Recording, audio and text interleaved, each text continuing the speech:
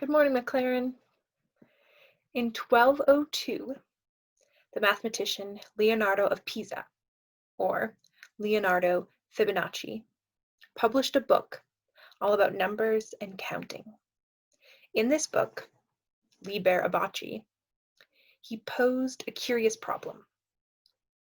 He wanted to know, suppose a newly born pair of rabbits, one male, one female, are put in a field. Rabbits are able to mate at the age of 1 month, so that at the end of its second month, a female can produce another pair of rabbits. Suppose that our rabbits never die, and that the female always produces one new pair, one male and one female, every month from the second month on. How many pairs will there be after 1 year? Now, that scenario is a bit absurd. Clearly, rabbits do not live forever, and they do not follow such regular mating patterns. However, in this idealized rabbit world Leonardo created, a fabulous pattern emerged. Fibonacci figured out that after the first month, there was still one pair. After the second month, the first pair had produced another, and so there were two pairs. After the 3 months, there were three. After 4 months, there were 5 pairs. After 5 months, we'd be up to 8 pairs. After that, 13, and then 21. Now, I went through that rather fast, but feel free to try and make a chart like that one yourself to see if these numbers are correct. We didn't actually figure out how many rabbits there would be after 1 year. So if you can figure that out, let me know. Now, what do you notice about the sequence? There's lots of things we could point out about this sequence of numbers. But one thing I hope you notice is that if you take any two numbers next to each other in the sequence and add them together, you'll get the next number. So start at the beginning. If you take 1 and 1, you get 2. 1 plus 2 equals 3. 2 plus 3 equals 5. 3 plus 5 equals 8. 5 and 8 is 13, etc. Now, Fibonacci was mostly interested just in counting. But a couple hundred years later, some other mathematicians discovered something else about this sequence of numbers. Let's say you take Fibonacci's numbers, pick any two numbers next to each other, and then divide them. What happens? Let's try. We'll go in order. Start with 1 and 1. 1 divided by 1 is 1. Then 2 and 1. 2 divided by 1 is 2. 3 and 2, 3 divided by 2 is 1.5. 5 divided by 3 is 1.6 repeating. 8 divided by 5 is 1.6. 13 divided by 8 is 1.625. 21 divided by 13 is 1.61538. Now look at all those decimals. What seems to be happening? It seems like as we move down the line, these decimals seem to be honing in on a number just a little more than 1.6. Actually, these ratios are approaching a very particular number, an irrational number we call phi, or more dramatically, the golden ratio. Now, this number is an irrational number, which means the decimal you see there will go on forever, never repeating, with no pattern. Now, crazily, Fibonacci's rabbits are not the only place we see this strange decimal. If you take the number 1, add 1 divided by 1, plus 1 divided by 1, plus 1 divided by 1, plus 1 divided by 1 forever, that number is phi.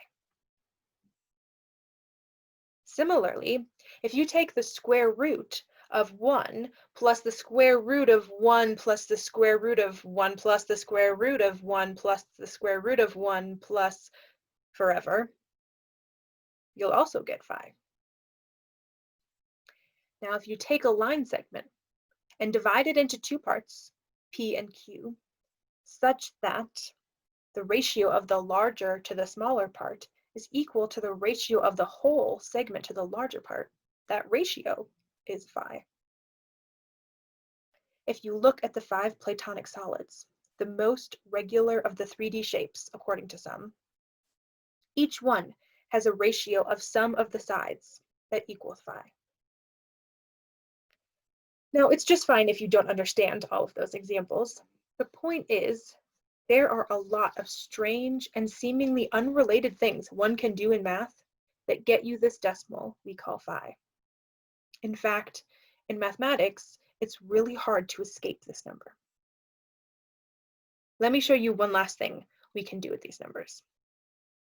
We can form what we call a Fibonacci rectangle, or a golden rectangle, by taking the numbers in the sequence, 1, 1, 2, 3, 5, 8, 13, etc., and creating squares with those numbers as side lengths.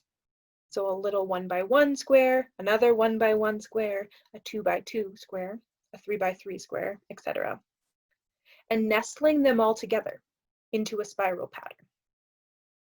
Here you can see building the spiral. We start with the 2 1 by 1 squares, add the 2 by 2 square, add the 3 by 3 square, the 5 by 5 square, the 8 by 8 square. And as you can see, they nestle together really nicely. Why is that? Now, we can make more obvious that there's a spiral pattern here by adding a spiral that runs through all the diagonals like this. And when we create this Fibonacci rectangle, we usually stop at 8 or 13. But Fibonacci sequence went on forever, and so we could just keep on going.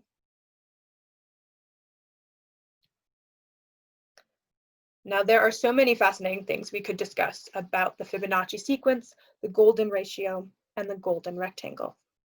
However, the reason for discussing this today is that the golden rectangle is our school's logo.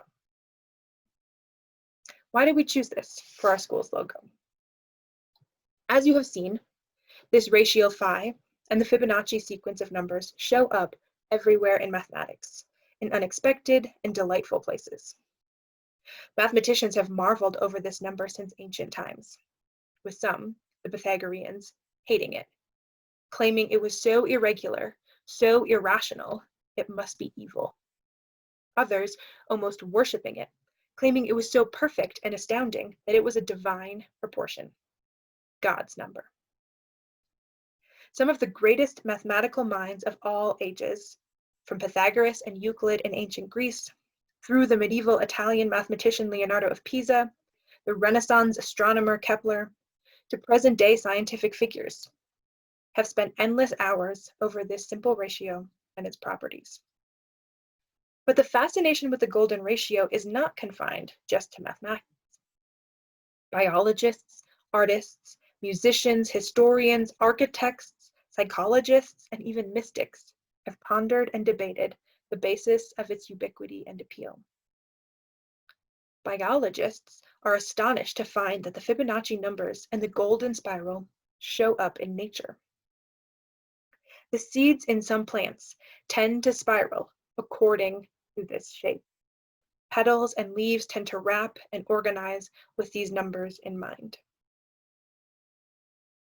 Is there something inherently well-ordered about this sequence, that nature chooses it so often? Architects, artists, musicians have asked if there is something inherently more beautiful about this proportion, this kind of symmetry. Should we model our buildings or our music after this ratio? In fact, it's probably fair to say that the golden ratio has inspired thinkers of all disciplines like no other number in the history of mathematics. The questions you could ask about phi and the things you could choose to explore are probably more numerous than we even know. What a great example of a conversation we could all enter into together. Thank you.